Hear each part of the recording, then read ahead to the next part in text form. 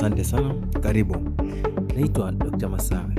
Kwa leo tutazungumzia kuhusu virus yanayoitwa hantavirus.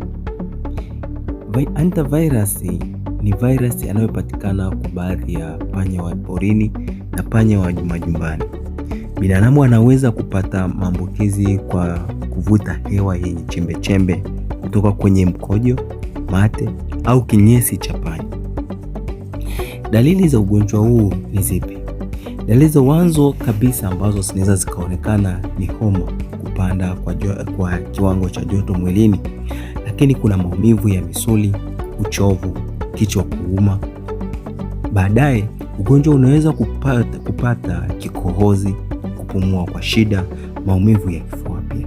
Lakini wakati mwingine pia figo kushindwa kufanya kazi, yaani kupata acute kidney injury. Ni namna gani ya kujikinga sasa na ugonjwa huu? Njia muhimu zaidi ni kuzuia panya kuingia nyumbani, kuhifadhi chakula vizuri panya wasiingie, kusafisha maeneo yenye uchafu wa panya kwa dawa ya kuulia vijidudu. Lakini pia usifagie kinyesi cha panya moja kwa moja, kwa sababu vumbi linaweza kueneza virusi hivi. Tumia gloves na barakoa wakati wa kufanya usafi. Hantavirus ni ugonjwa hatari, lakini unaweza kuzuiliwa kwa usafi na kudhibiti panya kuingia nyumbani. Ukiona dalili baada ya kukaa sehemu yenye panya wengi, wahi hospitali mapema.